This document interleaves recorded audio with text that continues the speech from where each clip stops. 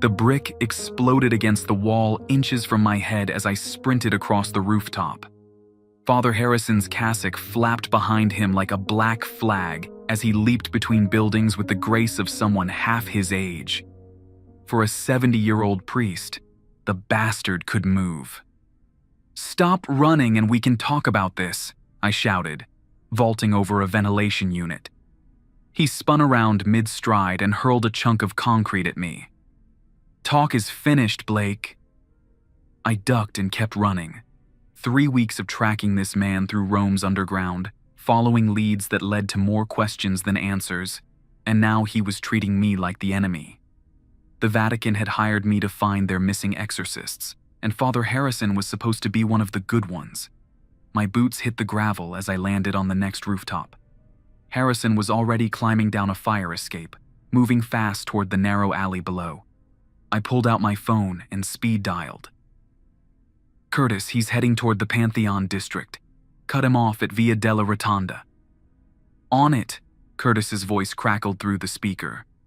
My partner had been tracking church disappearances for 6 years before they brought me in. If anyone could corner a fleeing priest, it was him. I swung over the fire escape railing and dropped down 2 floors, landing hard on a dumpster. Harrison was already at street level, weaving through the evening crowd of tourists. He moved with purpose, not panic. That worried me more than if he'd been running scared. The narrow Roman streets worked against me. Too many people, too many places to hide. I pushed through a group of German tourists taking selfies and caught sight of Harrison turning left toward the old quarter. My earpiece buzzed. "Blake, I lost him. He never came down Via della Rotonda." "He must have changed direction," I said, pressing myself against a wall to scan the street. "Check the underground entrances, the Cloaca Maxima access points. You think he's going into the sewers? This guy knows Rome better than we do. He's been working here for 40 years. I spotted movement in a doorway across the street. A flash of black fabric disappearing into what looked like a closed shop. The faded sign above read, "Antiquita Religiose, Murphy." "Curtis, I think I found him. Religious antique shop on Via dei Cappuccini. Send backup, but stay back. I want to talk to him first." The shop door was unlocked. Bad sign. I stepped inside and immediately felt the temperature drop 10 degrees. Shelves lined the walls, packed with crucifixes, old prayer books, and statues of saints with missing faces. The smell hit me like a wall. Not the musty scent of old books, but something organic. Something rotting. "Father Harrison?" "I know you're in here." A voice came from the back room. "You should not have followed me, Blake Garrett." He knew my full name. The Vatican had told me this was a simple missing persons case. Track down 3 exorcists who had vanished over the past month. Bring them back safely. Standard fee plus expenses. They hadn't mentioned that the missing priests knew who I was. I moved toward the back of the shop, stepping carefully around displays of religious artifacts. A wooden Jesus on a crucifix watched me with painted eyes that seemed too lifelike in the dim light. "The church hired me to find you," I called out. "They're worried about you." "The church?" He laughed, but there was no humor in it. "The church knows exactly where we are, Blake. The question is why they sent you to collect us." I pushed through a beaded curtain into the back room. Father Harrison stood behind a wooden table covered with books and papers. He'd removed his collar, and I could see marks on his neck. Not bruises, something else. Burn marks in a specific pattern. "What happened to you?" I asked.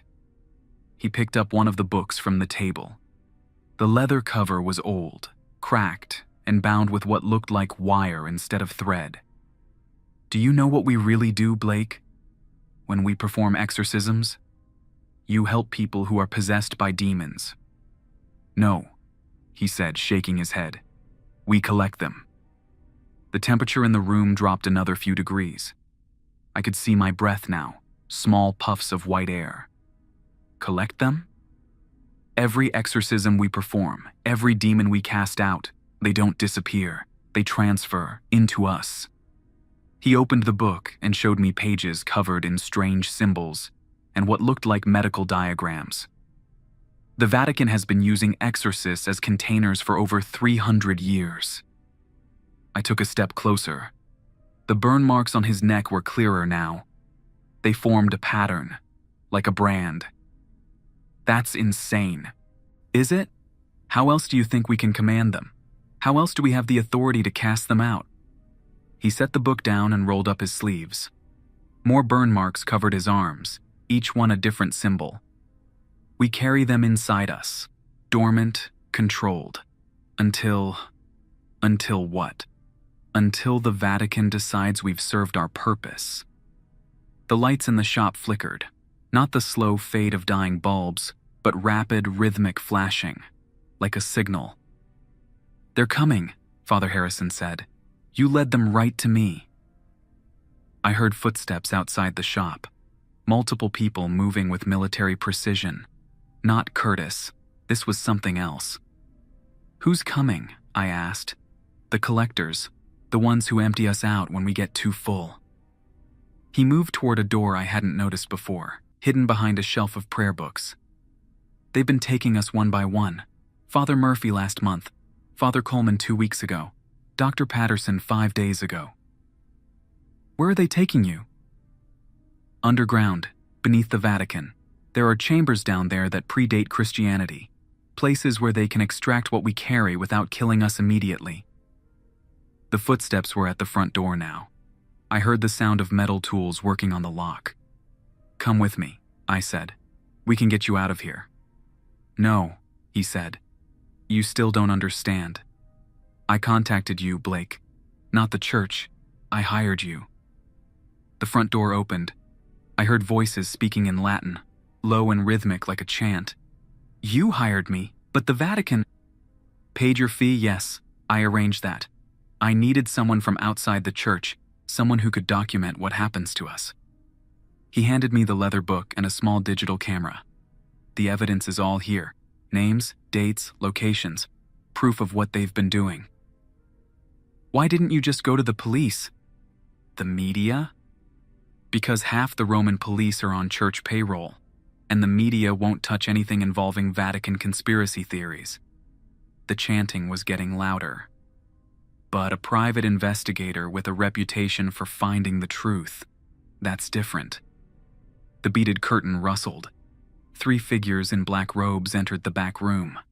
They moved in perfect synchronization, like they were controlled by the same mind. Each carried a metal case that hummed with electrical current. "Father Harrison," one of them spoke in accented English.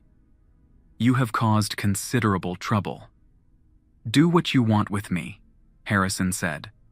"But the investigator leaves. He's not part of this." The robed figure turned toward me. I couldn't see a face under the hood, just darkness where features should be. "Mr. Garrett has seen too much to simply leave." I backed toward the hidden door, clutching the book and camera. "I'm just doing a job, finding missing persons. I don't know anything about your church business." "You know enough to be a problem." One of the other figures opened its metal case.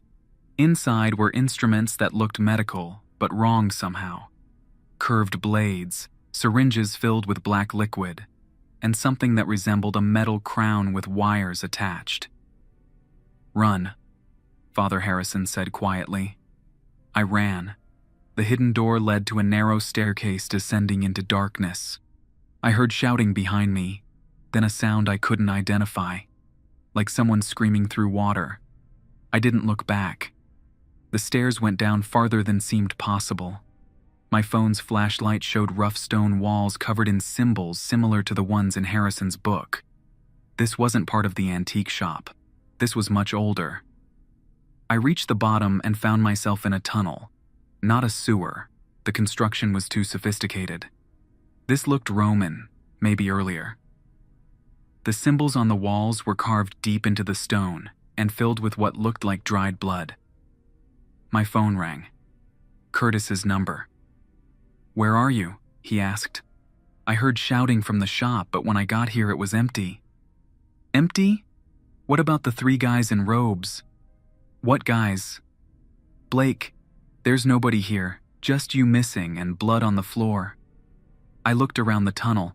No footprints in the dust except my own. No sounds from above. Curtis, I need you to research something for me. Look up Dr. Patterson, Father Murphy, and Father Coleman, all Vatican exorcists who disappeared recently. I can do that. But first, where the hell are you? Underground somewhere. I found a hidden door in the back of the shop. There are tunnels down here. Tunnels? Blake, I'm looking at the back of the shop right now. There's no hidden door, just a solid wall. I turned around and shined my light back up the stairs. The door was gone. Just smooth stone wall. That's not possible, I said.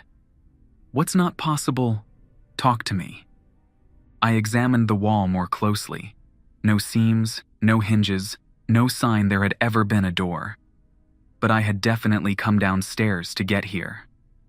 Curtis, run those names I gave you. Call me back with whatever you find, and check the Vatican employment records. I need to know if these priests ever actually existed. You're scaring me, partner. What's going on? I'm not sure yet, but I think I've been set up. I hung up and continued down the tunnel. The symbols on the walls were becoming more elaborate, covering every surface. My light caught something ahead, an opening into a larger space. The tunnel opened into a circular chamber with 7 passages leading off in different directions. In the center stood an altar made of black stone. On top of it sat a collection of objects: a priest's collar, a rosary, a pair of glasses, and 3 metal cases identical to the ones the robed figures had carried. Next to the altar was a table covered with paperwork. I approached carefully and examined the documents. Vatican letterhead, but the text was in Latin. I could make out a few words: extraction, containment, subject termination. At the bottom of the page was a signature I recognized. Cardinal Alessandro Harrison. Father Harrison's signature. But that made no... Wait. I checked the date on the document. It was signed 3 days ago. 3 days after Father Harrison had supposedly gone missing. My phone buzzed with a text from Curtis. All 3 priests you mentioned died over 50 years ago. No current Vatican employees by those names. I stared at the signature again. The handwriting was identical to notes I'd seen Father Harrison make during our chase. But if he'd been dead for 50 years, who had I been chasing across the rooftops? Another text from Curtis. Also check the antique shop.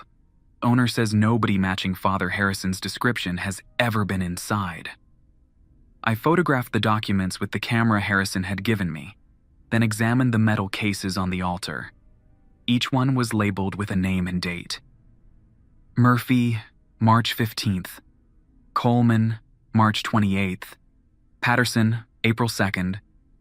Inside each case were the same medical instruments I'd seen upstairs, but these were clean, unused, brand new. A sound echoed from one of the 7 tunnels, footsteps getting closer. But not the synchronized movement of the robed figures. These were different, lighter, multiple sets, moving at different speeds. 3 figures emerged from the tunnel directly across from where I stood. They wore modern clothes, not robes. A middle-aged man with wire-rimmed glasses, a younger priest with burn scars on his hands, and an elderly man in a doctor's coat. Dr. Patterson, I presume, I said, recognizing him from Vatican files Curtis had shown me earlier, along with Father Murphy and Father Coleman. Mr. Garrett, Dr. Patterson said, we've been waiting for you. Waiting for me? You hired me to find you. Not exactly, Father Coleman said. We hired you to document our deaths. Your deaths? You're standing right here. Are we? Father Murphy removed his glasses and set them on the altar next to the identical pair already there. Look more closely, Blake. I raised the camera and activated the flash. In the brief, bright light, I saw them clearly for the first time. Their clothes were rotted, hanging in strips. Their skin was gray, mottled with patches of decay. Father Murphy's glasses sat over empty eye sockets. But when the flash faded and my vision adjusted to the dim light again, they appeared normal. "We've been dead for 3 weeks," Dr. Patterson explained.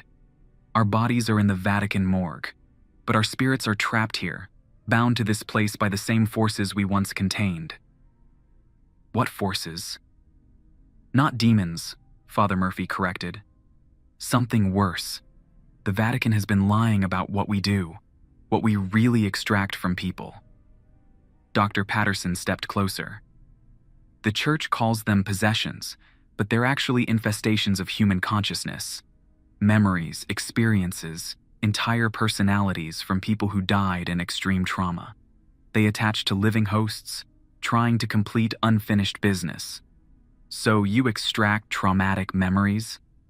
"We extract entire human souls," Father Coleman said. "Souls that were supposed to pass on, but got stuck. The Vatican has been collecting them for centuries, storing them, using them." "Using them for what?" "Information," Dr. Patterson said. "A soul that lived through the Crusades has tactical knowledge. A soul from the Renaissance knows art techniques lost to history. A soul from World War II remembers classified military secrets. The Vatican has been building a database of human knowledge spanning 1,000 years, Father Murphy added. And we were the extraction tools." I looked around the chamber. "So, this place is what? A storage facility?" "This is where they bring us when we get too full. When we've absorbed too many souls and start losing our own identity." Father Coleman gestured toward the 7 tunnels. "Each passage leads to different time periods. Roman souls in one tunnel, medieval souls in another." "But you escaped." "We didn't escape," Dr. Patterson said. "We were murdered. The extraction process went wrong, or maybe it went exactly as planned. Our bodies died, but our souls got caught in the same web that traps all the others." "So Father Harrison upstairs is also dead. Has been for 2 months. But his soul is still carrying out his final mission, to expose what the Vatican is doing down here." My phone buzzed. Curtis calling. "Blake, where are you? I've got 3 unmarked vans pulling up to the antique shop. Armed guys in tactical gear." "Stay back," I said. "Don't let them see you." "Too late. They're heading for the building next to yours.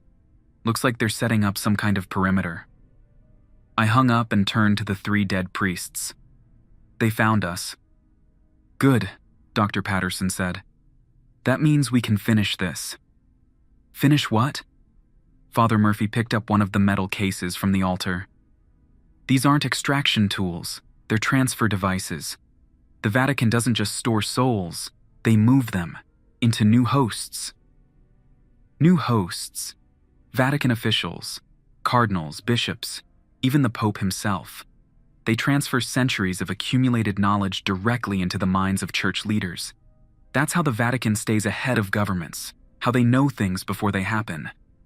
The robed figures I saw upstairs, they weren't there to extract souls from you.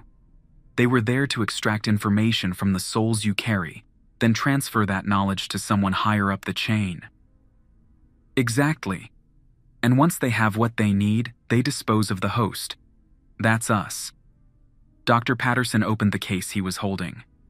Inside, instead of medical instruments, were dozens of small glass vials, filled with what looked like liquid light.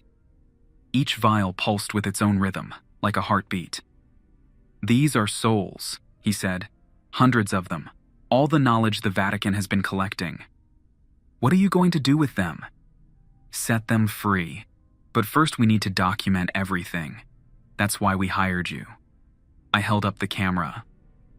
"I've been taking pictures. Pictures won't be enough. We need you to get this information to the outside world. But more than that, we need you to expose the current operation." "Current operation?" Father Coleman pointed toward one of the tunnels. "They're not just storing old souls anymore. They're creating new ones, specifically targeting people with useful knowledge. Scientists, military leaders, politicians. They're murdering people? They're causing the right kind of trauma to create the right kind of soul attachment. Car accidents that look random. Heart attacks that seem natural. Suicides that appear voluntary.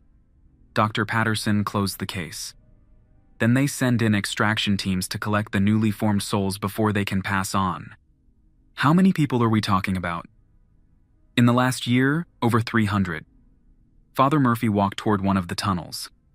The souls are kept in chambers down there while the Vatican decides who gets which knowledge. And you want me to stop this? How exactly? I'm one guy with a camera. You're going to help us release every soul they have stored, all at once.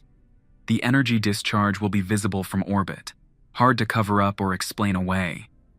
What happens to the souls when they're released? They do what they should have done in the first place. They move on. And what happens to you three? Dr. Patterson smiled. We finally get to rest. I heard sounds from above. Heavy footsteps, multiple voices, equipment being moved. They're in the shop. Then we need to move fast. Father Coleman walked to the center of the chamber where 7 metal plates were embedded in the floor. Blake, I need you to place one of the soul containers on each plate. I opened the case and started placing the glowing vials around the chamber. As soon as each vial touched a metal plate, the symbols on the walls began to glow with the same pulsing light. What's happening? You're opening the containment network, Dr. Patterson said. Every soul they've stored for the past 3 centuries is about to be released simultaneously. The temperature in the chamber dropped 20 degrees. I could see my breath now, and the light from the vials was getting brighter. How do I get out of here? The same way you got in, but first, you need to document the release. Father Murphy handed me a second camera. Video this time. The world needs to see what happens when 1,000 trapped souls are set free. Voices echoed from the tunnel I'd entered through. They'd found the entrance. Hurry, Father Coleman said. Once the process starts, it can't be stopped. I placed the final vial on its metal plate. The entire chamber exploded with light. Not harsh white light, but warm, golden illumination that seemed to come from everywhere at once. The symbols on the walls were now bright enough to read clearly, and I could see they weren't Latin or any language I recognized. Blake. Curtis's voice came through my earpiece. I'm seeing lights coming from underground. What the hell is going on down there? Document everything you can see from up there, I said, raising the video camera. This is going to be big. The 7 tunnels were now glowing with the same golden light, and I could hear sounds coming from each one. Not voices, but something else. Like wind, but with intention behind it. They're leaving, Dr. Patterson said. All of them. Through the video camera's viewfinder, I could see things that weren't visible to my naked eye. Translucent figures emerging from the tunnels, hundreds of them, moving toward the chamber ceiling and then beyond. Men and women in clothing from different time periods, all walking purposefully toward something I couldn't see. This is incredible, I said, still filming. And it's just the beginning, Father Murphy said. Every soul they release weakens the Vatican's information network. By tomorrow, they'll have lost centuries of accumulated knowledge. The footsteps in my tunnel were getting closer. I could see flashlight beams cutting through the golden glow. Time to go, Father Coleman said. But first, take this. He handed me a leather journal. Names, dates, locations of every extraction operation for the past 50 years. Everything you need to prove what they've been doing. What about you guys? Look around, Dr. Patterson said. I looked through the camera viewfinder again. The 3 priests were becoming translucent, like the other souls leaving through the tunnels. But they weren't moving toward the ceiling. They were standing still, fading slowly. You're leaving too? We're choosing to, Father Murphy said. We've been carrying other people's souls for so long, we almost forgot our own. This is our chance to remember who we were before the Vatican turned us into containers. Blake Garrett, a voice called from the tunnel. Vatican security, you're surrounded. I started moving toward the tunnel opposite the one I'd entered through, still filming. The golden light was starting to fade, but I could still see souls streaming upward through the stone ceiling. Go, Father Coleman said. Tell the world what you've seen. I ran into the tunnel, following the fading light. Behind me, I heard voices in the chamber, shouting in multiple languages. None of them sounded happy. The tunnel sloped upward, and after 5 minutes of running, I saw actual daylight ahead. I emerged through what looked like a sewer grate into an alley behind the Pantheon. Curtis was waiting for me with our van. Get in, he said. We need to move. The whole district is lighting up with some kind of electromagnetic disturbance. Every piece of electronic equipment within a mile just went crazy. I jumped into the passenger seat, still holding both cameras and the leather journal. Drive. Get us to the hotel. What happened down there? I'll explain when we get somewhere safe. But first, we need to upload everything I just recorded. As Curtis drove through Rome's narrow streets, I looked back toward the Vatican. A column of golden light was rising from the city, reaching up into the evening sky like a beacon. It was visible for miles, and already I could see people stopping on the streets to point and take pictures. That's not normal, is it? Curtis asked. No, I said, checking the video camera.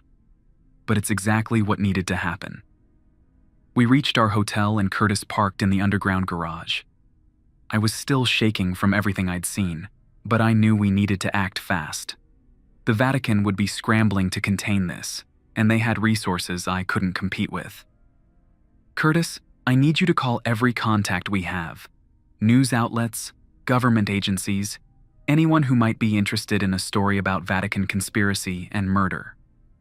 What am I telling them? That we have video proof of crimes against humanity going back centuries, and that as of tonight, it's all over. I opened the leather journal and started reading while Curtis made calls. The entries went back decades.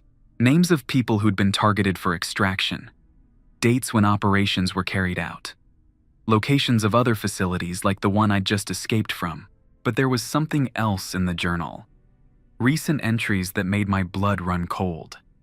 A list of names with tomorrow's date next to them. People scheduled for extraction in the next 24 hours. The first name on the list was Curtis Williams. My partner was still on the phone with a reporter, explaining what we'd discovered.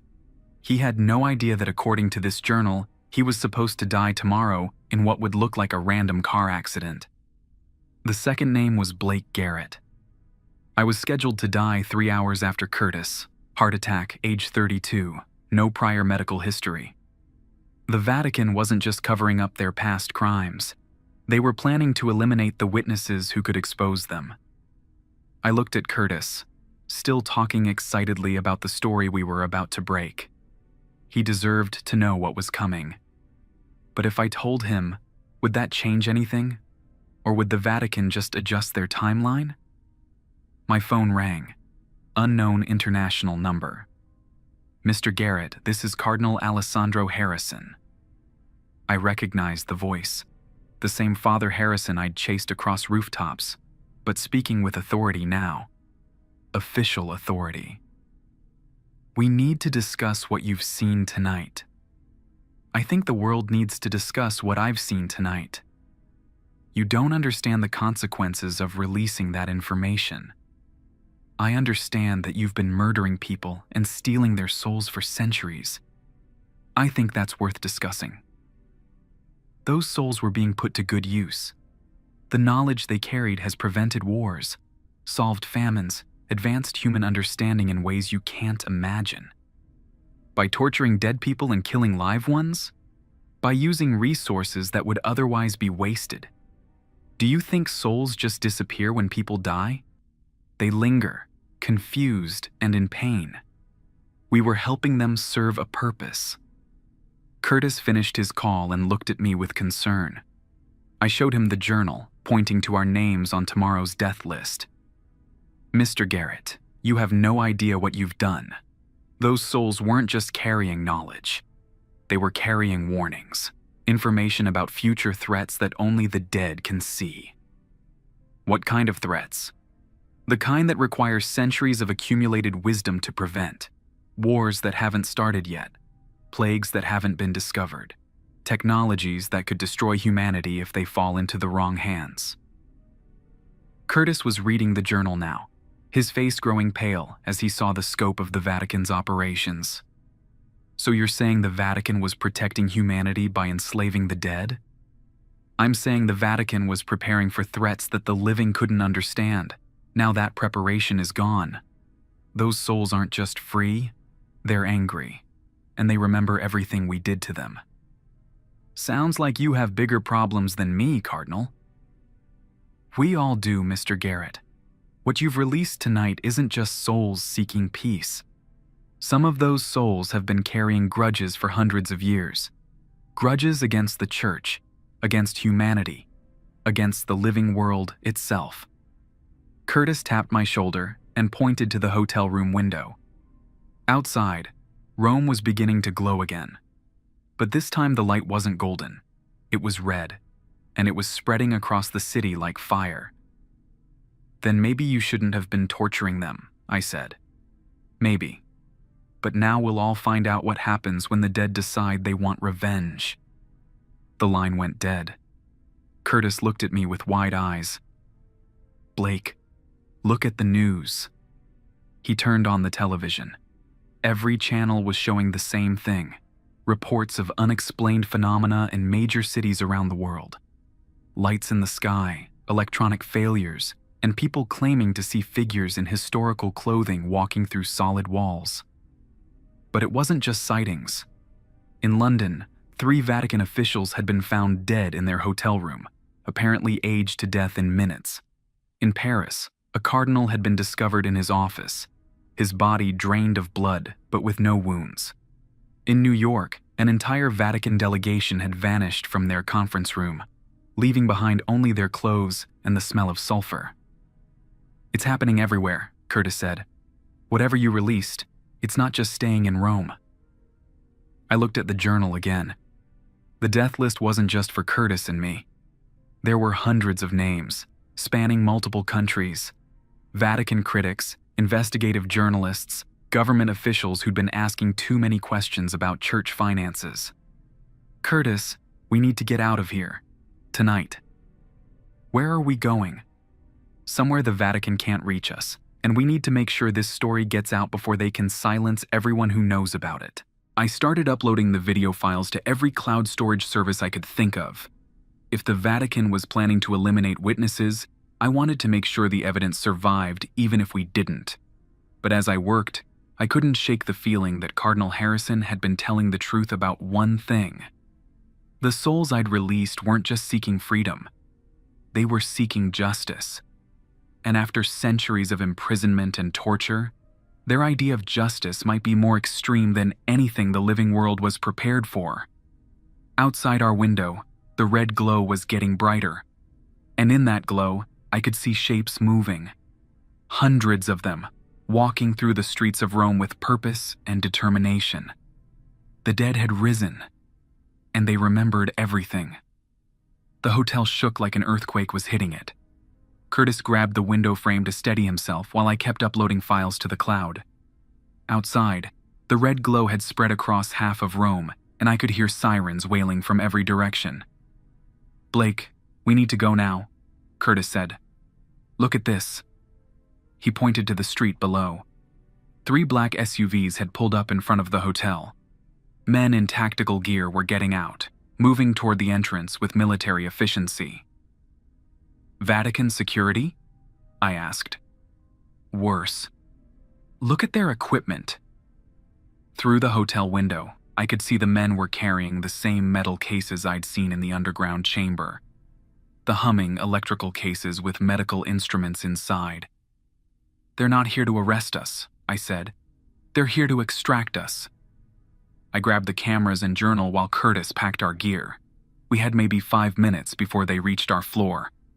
Fire escape? Curtis suggested. They'll have it covered. We need a different way out. I looked around the hotel room, thinking fast. We were on the 7th floor, too high to jump. The elevator would be suicide. But this was an old Roman hotel, which meant… The laundry chute, I said, pointing to a small door in the wall I'd noticed earlier. Are you insane? That's a 7-story drop. It's our only option, unless you want to stick around and see what those extraction tools feel like. Curtis looked out the window again. The tactical team was entering the hotel lobby. Fine, but if we die, I'm haunting you. I opened the laundry chute door. It was narrow, barely wide enough for a person, but it led straight down to the basement laundry room. More importantly, it would get us past the Vatican team. I'll go first, I said, stuffing the cameras and journal into my jacket. Give me 30 seconds, then follow. I squeezed into the chute and let gravity take over. The ride down was faster and more painful than I'd expected. I hit laundry bins, bounced off walls, and finally crashed into a pile of dirty sheets in the basement. Curtis landed on top of me a few seconds later, cursing in 3 languages. Never again, he said, pulling himself out of the laundry pile. Agreed. Now we need to find a way out of here that doesn't involve the front lobby. The hotel basement was a maze of storage rooms and maintenance areas. We followed signs toward the service exit, moving as quietly as possible. Behind us, I could hear heavy footsteps and voices speaking in Latin. We reached a metal door marked Servizio and pushed through into an alley behind the hotel. The air outside felt electric, like the moments before a lightning storm. The red glow was everywhere now, casting strange reflections off the old Roman buildings. Car? Curtis asked. No point. Look at the streets. The narrow Roman roads were packed with abandoned vehicles. Drivers had simply left their cars and fled on foot, apparently afraid of whatever they were seeing in the red light. But we weren't alone in the alley. A figure stood at the far end, blocking our escape route. It wore a Roman centurion's armor and carried a gladius sword. The metal gleamed despite being 2,000 years old. Friend of yours? Curtis whispered. I don't think he's here to help us. The centurion started walking toward us, his armor clanking with each step. His face was visible through his helmet, but it wasn't the face of a living man. It was dried leather stretched over bone, with burning coals where eyes should be. Different route, I said. We ran back toward the hotel, but 3 more figures blocked that path. These wore medieval clothing and carried weapons from the Crusades. All of them had the same burning eyes, the same dried leather skin. Blake, Curtis said quietly. I think we're surrounded. More figures emerged from doorways and side alleys. Warriors from different time periods, all carrying weapons, all moving toward us with deadly intent. But they weren't looking at us like we were targets. They were looking at us like we were obstacles in their way to something more important. The hotel, I said. They're going after the Vatican team. The centurion walked past us without a glance, followed by the medieval warriors. They entered the hotel through the service door we just exited. Immediately, I heard screaming from inside. Not the quick screams of surprise, but the long, agonized screams of people experiencing something worse than death. We should go, Curtis said.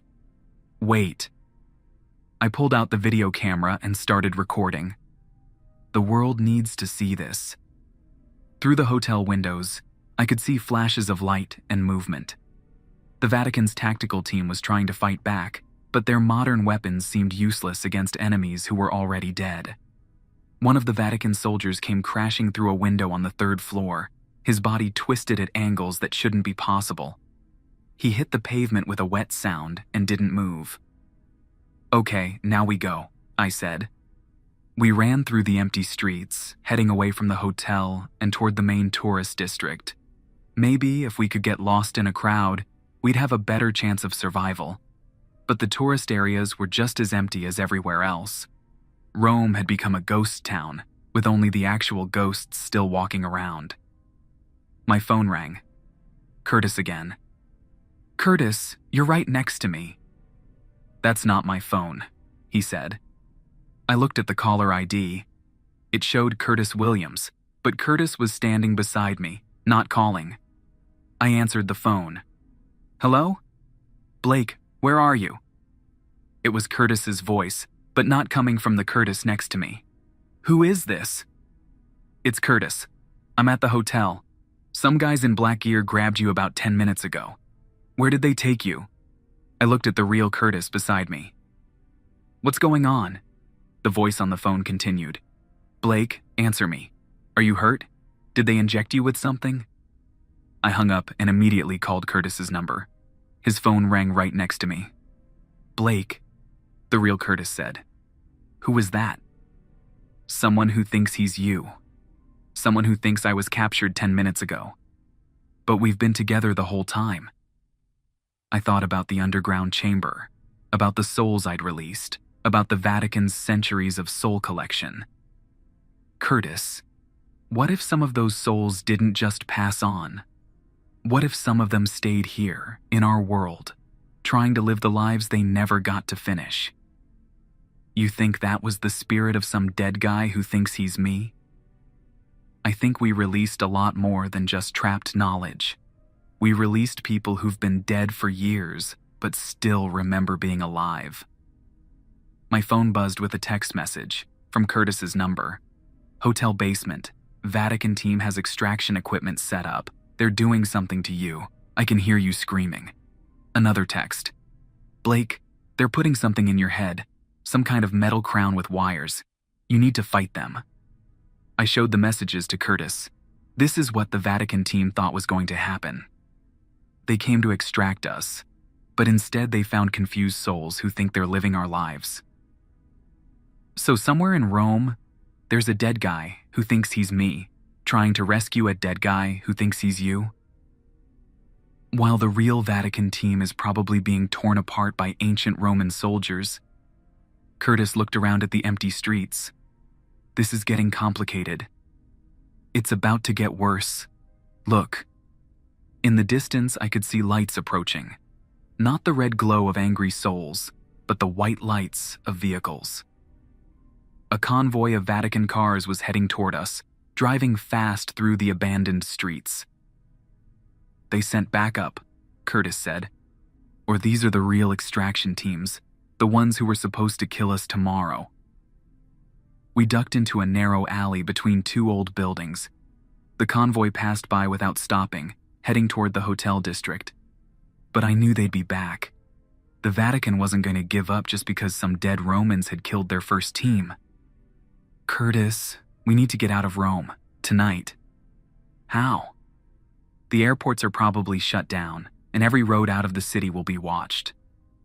I thought about the leather journal in my jacket, the one Father Coleman had given me. It contained more than just evidence of Vatican crimes. It had locations of other facilities, other operations. "There's a place north of here, a monastery where they store some of the extracted souls. If we can get there, we might find allies." "Allies? More dead priests who want revenge." Curtis sighed. 6 months ago, my biggest worry was whether our expense reports would get approved. Now, I'm planning to recruit an army of angry ghosts. Welcome to the supernatural investigation business. We worked our way through the back alleys, staying away from main streets. The red glow was fading now, replaced by normal darkness. But I could still see figures moving in the distance. Some looked like ancient warriors, others like ordinary people in modern clothes. The line between the living and the dead was getting blurrier by the hour. It took us 2 hours to reach the outskirts of Rome. We found an abandoned car with keys still in the ignition, another victim of the night's panic, and started driving north. "Blake," Curtis said as we drove through the countryside, "what happens when this is over?" "Assuming we survive, I mean. We expose everything. Every name in that journal, every location, every crime. We make sure the Vatican can never do this again." "And the souls that are still loose? The angry ones?" I thought about that. "I don't know. Maybe they'll get their revenge and move on. Maybe they'll find peace now that the truth is coming out. Or maybe they'll decide all living people are guilty by association. That was the possibility I didn't want to think about. But Curtis was right to worry. We'd released centuries of tortured souls, and not all of them were going to be satisfied with just punishing the Vatican. My phone buzzed with a news alert. Rome declares state of emergency. Military moving to establish perimeter around city. Reports of mass hallucinations and electronic failures spreading globally. Another alert. Vatican spokesperson denies involvement in unexplained phenomena. Claims reports of supernatural activity are result of coordinated misinformation campaign. They're trying to spin this, Curtis said. Won't work. Too many people saw the lights. Too many videos are already online. But as we drove through the dark countryside, I wondered if the Vatican's spin might actually be the least of our problems. Because according to the news alerts, the phenomena weren't staying in Rome. They were spreading. Reports from London, Paris, New York, Tokyo, all describing the same things. Unexplained lights, electronic failures, and sightings of people in historical clothing who vanished when approached. The souls I'd released weren't just local to Rome. They were going global, seeking out Vatican operations and personnel worldwide. Which meant the revenge was just beginning. We reached the monastery 2 hours before dawn. It was older than Rome itself, built into the side of a mountain and surrounded by walls that had stood for over 1,000 years. But something was wrong. The gates were open. No lights were on inside.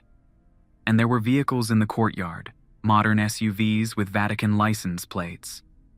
Extraction team? Curtis asked. Or cleanup crew. They might be trying to secure this facility before the souls find it. We parked a quarter-mile away and approached on foot. The monastery was eerily quiet, but I could see movement inside the buildings. Flashlight beams cutting through the darkness, voices calling out in Latin. "Blake," Curtis whispered. "Look at the courtyard." In the center of the monastery's main courtyard was a pile of metal cases, dozens of them, all cracked open and empty. The soul containers had been broken, their contents released. But by who? The Vatican team or something else? We climbed over the monastery wall and moved toward the main building. Through the windows, I could see robed figures moving around inside. But these weren't the same extraction teams I'd encountered in Rome. These were monks. Real, living monks. And they were destroying everything. "They're burning documents," Curtis said, pointing to a bonfire in the monastery's central chamber. "And smashing equipment," I added, watching one monk take a hammer to what looked like a soul transfer device. We circled around to a side entrance and slipped inside. The monks were too busy with their destruction to notice us. I could hear one of them speaking in accented English. "Burn it all, Brother Williams. Every record, every piece of equipment. The church will claim this place was always a simple monastery." Brother Williams. I looked at Curtis, who shrugged. Apparently Williams was a more common name than I'd thought. "What about the souls that were stored here?" another monk asked. "Released an hour ago. They're free to go where they choose." "And the Vatican officials who were running this operation? They won't be running anything anymore." I pulled out the video camera and started recording. This was exactly the kind of evidence we needed. Vatican personnel admitting to the operation and trying to cover it up. But as I filmed, I noticed something else. The monks weren't just destroying evidence. They were also setting up new equipment. Devices I didn't recognize, but which hummed with the same electrical energy as the soul containers. "Curtis," I whispered. "I don't think these are normal monks." One of the monks turned toward our hiding spot. His face was visible in the firelight, and I could see the same burn marks on his neck that Father Harrison had carried. "Mr. Garrett," he said calmly, "we've been expecting you." So much for stealth. Curtis and I stepped out of the alcove where we'd been hiding. "You're extraction hosts," I said. "Like the others." "Former extraction hosts," the monk corrected. "We died 3 days ago when the Vatican decided our usefulness had ended. But unlike our colleagues in Rome, we chose not to seek immediate revenge." "What did you choose instead?" "To finish the job you started, to make sure every soul they've collected over the centuries gets released." He gestured toward the new equipment they'd been setting up. "These devices can locate and open soul containers anywhere in the world. Every Vatican facility, every hidden chamber, every secret operation. Why are you helping us?" "Because you gave us the chance to choose our own fate instead of having it chosen for us, and because the Vatican's operation is bigger than what you discovered in Rome." Brother Williams stepped forward. "They have facilities on every continent. Thousands of souls stored in chambers beneath cathedrals, monasteries, and Vatican embassies. Most of those souls don't even know they're dead." "What do you mean?" "The Vatican has been improving their techniques. The newer extraction methods leave the soul intact, but unaware. They experience a kind of dream state where they think they're still alive, still living their normal lives. Meanwhile, their knowledge and memories are being harvested continuously." Curtis looked sick. "How many people?" "In the last decade, nearly 10,000. Scientists, military leaders, politicians, artists, anyone with knowledge the Vatican considers valuable." "And they're all still trapped?" "Until tonight. The devices we're setting up will send a signal to every Vatican facility worldwide. Every soul container will open simultaneously." I looked around the monastery. "What happens to you when this is over?" "We move on," Brother Williams said simply. "We've completed our mission. We can finally rest." "And the souls you're releasing? What about them?" "That's up to them. Some will seek revenge, some will seek justice, some will simply want to go home. But they'll have the choice." I thought about the angry spirits I'd seen in Rome, the ancient warriors seeking vengeance. Some of them might choose to hurt innocent people. "Some might," the monk admitted. "But keeping them enslaved to prevent that possibility is wrong. Freedom includes the freedom to make bad choices." The equipment they'd set up began to hum more loudly. Lights appeared on control panels, and displays showed maps of the world with hundreds of blinking dots. "Vatican facilities," Brother Williams explained. "Each dot represents a soul storage location. When we activate this signal, they'll all open at once." "How long do we have?" "The signal activates at sunrise, about 30 minutes. Curtis looked at his watch. 30 minutes until 10,000 angry souls are released worldwide. 30 minutes until 10,000 enslaved souls are given the choice to be free. I raised the video camera one more time. "I need you to explain this on camera. The world needs to understand what's happening and why." For the next 20 minutes, the monks detailed the full scope of the Vatican's operation. Names, locations, methods, everything.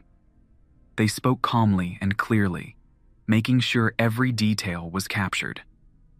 As the sun began to rise over the mountains, they activated their device. The effect was immediate. Every screen in the monastery lit up, showing soul containers opening around the world. London, New York, Tokyo, Sydney, Cairo. Thousands of lights appearing in the sky as trapped souls were finally released. But something else happened too. My phone started ringing with calls from Curtis's number. Not just one call, but dozens. All from different versions of Curtis who thought they were still alive, still living their normal lives. "Blake," Curtis said, looking at his own phone, which was also ringing constantly. "I think we're about to have a very confusing few days." The monks were fading now, becoming translucent as their mission was completed. Brother Williams gave us one final piece of advice. "Document everything. Make sure the world knows the truth. And remember, the souls you've freed aren't monsters. They're people who were stolen from their rightful rest. Treat them with the respect they deserved in life." The monastery fell silent as the last of the monks disappeared. Curtis and I were alone with enough video evidence to bring down the Vatican's entire operation. But we were also alone in a world where 10,000 confused souls were trying to figure out why they'd been dreaming for years and whether the people they thought were their friends and family were real or not. My phone buzzed with a text from one of the Curtis numbers. "Blake, why do I remember dying 3 days ago? And why are there 5 other people who look exactly like me standing in this hotel room?" I showed the message to the real Curtis. "Any suggestions for how to handle this?" "Coffee," he said. "Lots of coffee.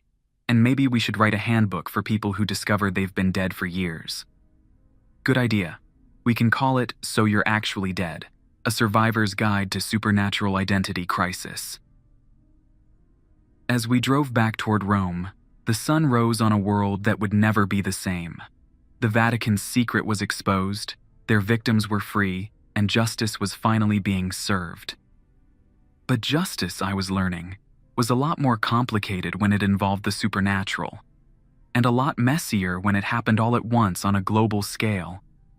Still, as I watched the sunrise and listened to my phone ringing with calls from confused souls trying to understand their situation, I knew we'd done the right thing. The dead deserved their freedom, even if that freedom came with chaos. And the living deserved to know the truth, even if that truth was stranger than anyone could have imagined. Father Harrison, Father Murphy, Father Coleman, and Dr. Patterson had gotten their justice. The Vatican's soul trafficking operation was finished. Now we just had to help 10,000 newly freed souls figure out what to do with their second chance at existence. But that was tomorrow's problem. Today, we had a story to tell and evidence to share. Today, we were going to make sure the world knew exactly what the Vatican had been doing in the basement chambers beneath Rome. And tomorrow? Tomorrow we'd deal with whatever came next when the dead decided they wanted to rejoin the world of the living. But at least it would be their choice.